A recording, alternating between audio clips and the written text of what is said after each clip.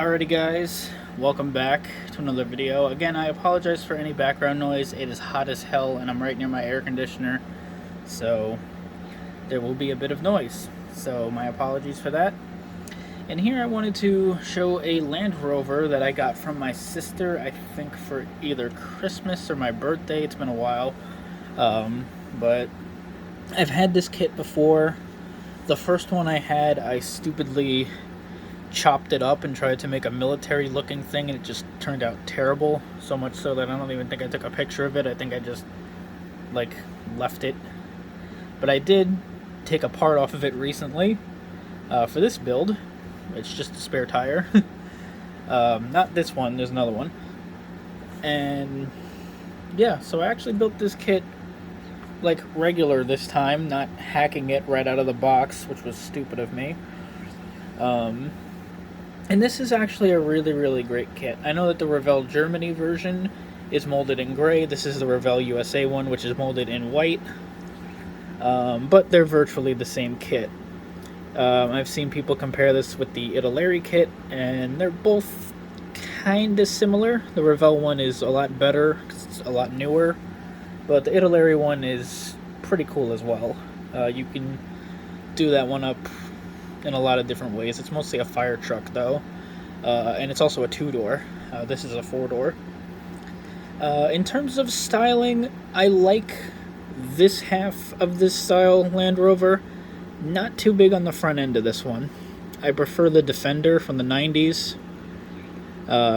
Just the way that the grille kind of recesses here, and these ugly pieces right here, the way these kind of jet out and there's just this space here. Not too big on that. It's okay. It's what it is. I'm not bashing it. It was part of the times. It's just not my favorite Land Rover. I still think it's a great looking truck though, and I would definitely want one. I did mine as a US spec, so it is left-hand drive as opposed to being right-hand drive. It's pretty cool. I don't know how frequent you could get one of these in the US. I know you can get Defenders in the 90s. Most Defenders were, the US ones were soft tops. There were some ways you can get a hard top. I think you had to custom order it to get a hard top Defender. But most of them, like 90% of US spec Defenders were soft tops.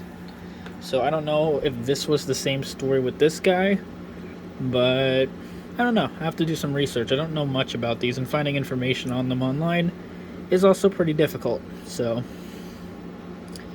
let's get into it.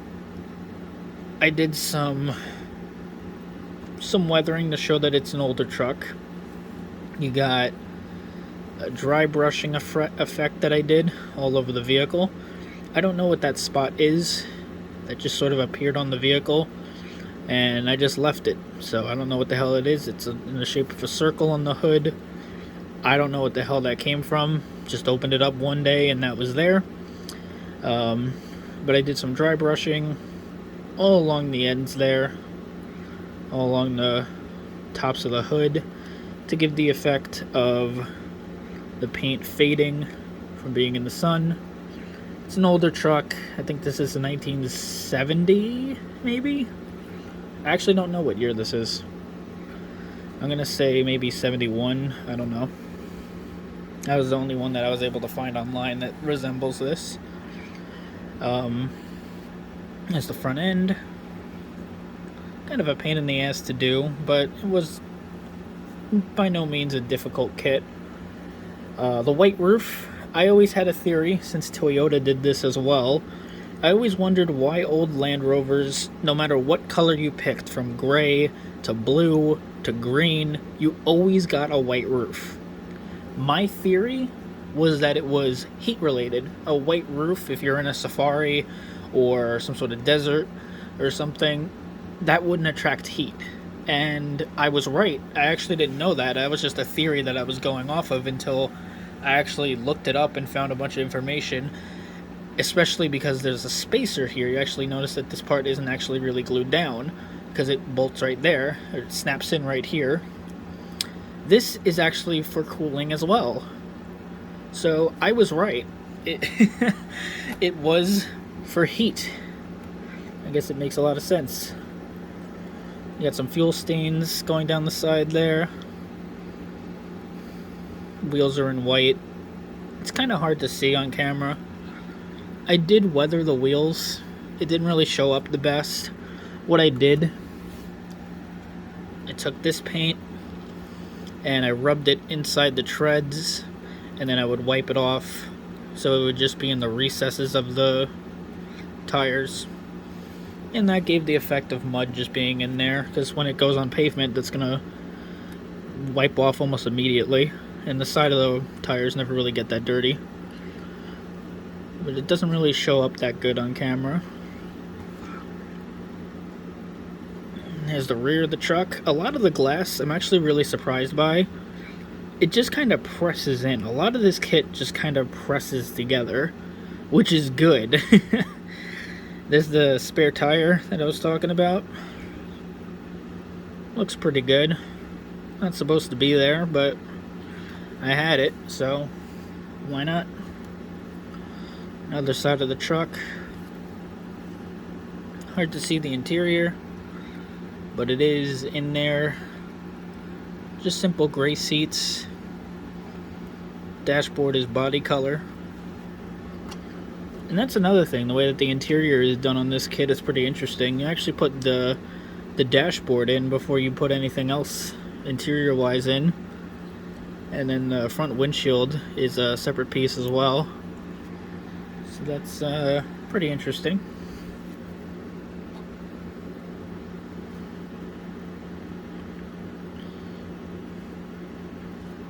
I left the steering still operational. And as for the roof rack here, not exactly sure what happened. I got it out of the package and it was all warped, and this piece here completely bent and twisted and broken. Did my best to salvage it, but I ultimately just made it look like it's old and just destroyed. Got a gas canister up here. This little toolbox, which I still haven't painted. Little thing from a Tamiya pack. And a shovel.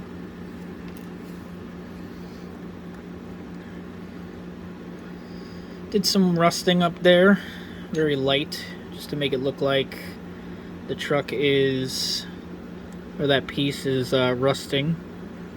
I imagine maybe that's just made out of sheet metal, I don't know. But mostly it's because the white paint got all nasty and kind of crinkly there. So, or bubbly, kind of. So that was my way of using that for weathering. So, this isn't the nicest Defender, you know, they've driven it. It's a family vehicle. Under the hood there. There's the motor. I think it's a diesel. I could be wrong. I actually don't know what the hell it is. It's an inline engine, that's all I know. It might be a diesel. You can't get the new Defender as a diesel in America, which is weird. But you can everywhere else. Underneath, motor's silver. Exhaust is pretty heavily rusted. That's always heating up and then cooling, so it's getting rusted. The frame has some corrosion. I put some typhus corrosion all over it. And I didn't bother rusting it too bad, because I just thought that maybe it was recently restored, and I don't know. You got some mud kicked up in there. I don't know. Just had a fun time putting this guy together, because I'm preparing for a bigger project coming much later after my trip to Canada, which I am going to Canada again, so that's fun. I am going to be building the International Transstar 4070 Alpha and the International Pay Hauler, I think it's called, or Paystar, no, Pay Hauler, which is that big ass yellow dump truck. But I'm more excited for the International Transstar because that one, I think I'm going to put a log carrier on the back of it and take some fake diorama logs and make it look like it's hauling them. That's going to be a lot of fun. Yeah, SnowRunner has really influenced me, if you can't tell. So yeah, this was a pretty fun little project to put together. I had a fun time with it. I didn't do much documenting during the build because it was just kind of sporadic. I'd paint it one weekend.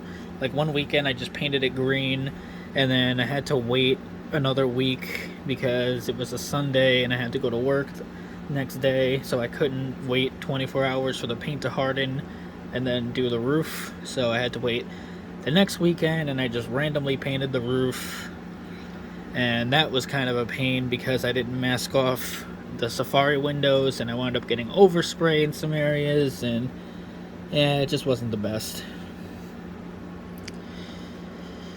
But yeah, as much as the little shortcomings that I had with this thing, I really enjoyed it.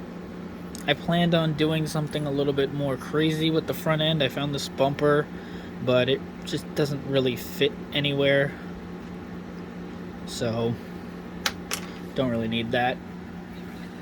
So yeah, I'm going to be getting a new Defender diecast. I actually have one, but it's not the one that I want.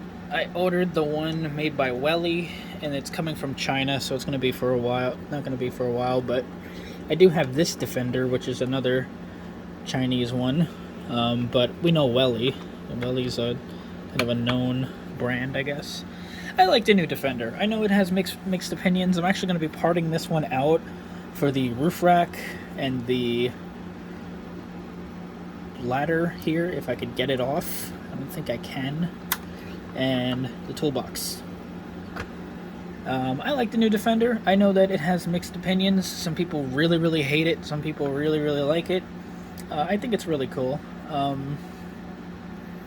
don't know. I have kind of, like, would I want one? I don't know, maybe. The new Defender and the old Defender, they're very different, but to me, they're both valid, if that makes any sense. I don't know. It's hard to explain what I mean. The new Defender, the only thing that I have against it is people want it to be like this, which is fair. They want it to be more of a traditional off-roader. But my counter argument to that is the thing has a base price of $70,000. Do you really want to take the doors off and just start bashing it off-road at that base price? I wouldn't, but to each their own, I guess. Anyway, video's gone on long enough, so I will see you guys next time. And yeah, let me know what you guys think.